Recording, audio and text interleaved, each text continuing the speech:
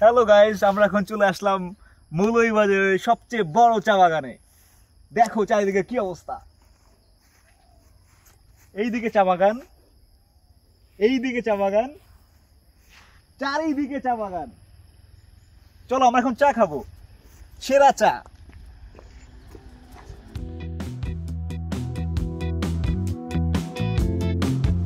কি অবস্থা সবার? আমরা এখন সিলেটে মৌলভীবাজারে। সিলেটকে বিস্মিত করার মতো অন্ততপক্ষে আমার ডিকশনারিতে নাই। অরণ্য, পাহাড়, ঝর্ণা, কি না এখানে। এই জানি নান্দনিক ক্যানভাসে নৈসর্গিক দৃশ্যের এক উন্মুক্ত প্রদর্শনী। সিলেটে আমরা ছিলাম 3 দিন। সিলেট ভ্রমণে দ্বিতীয় দিন আমরা গিয়েছিলাম মৌলভীবাজারে, চায়ের রাজধানী মৌলভীবাজারে।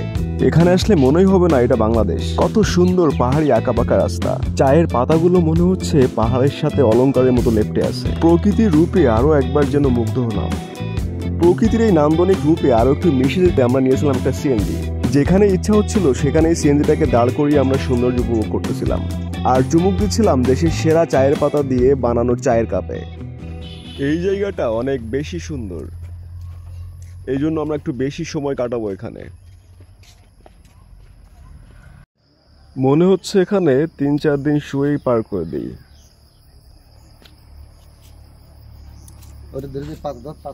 নাহলে বসবি কি করে?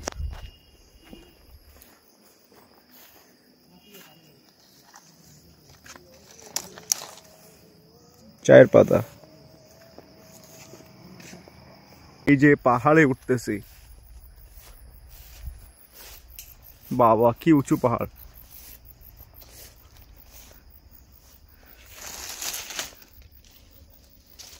না, আমার দ্বারা সম্ভব না মনে হচ্ছে।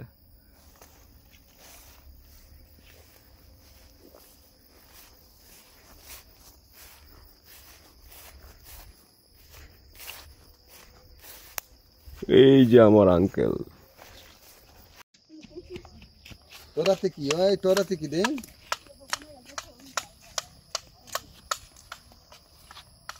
এরা হচ্ছে চা শ্রমিক। এবার এখান থেকে একটু চা খাবো। শেড কালারটা দেখো একটু।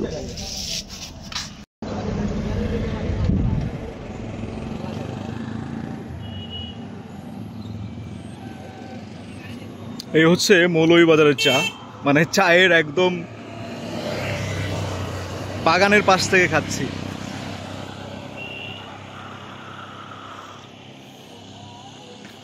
সত্যি অসাধারণ, পুরা ফ্রেশ।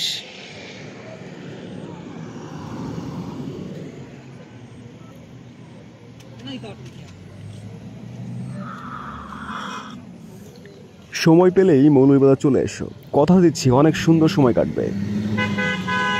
একে একে সিলেট ভ্রমণের আরো অনেক ভিডিও এখানে আপলোড করব। সিলেট ভ্রমণে আরো অনেক ভিডিও পেতে চ্যানেলটি সাবস্ক্রাইব করে রাখো আর পেজটিও ফলো করো।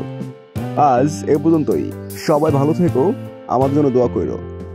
Goodbye, see you next videos.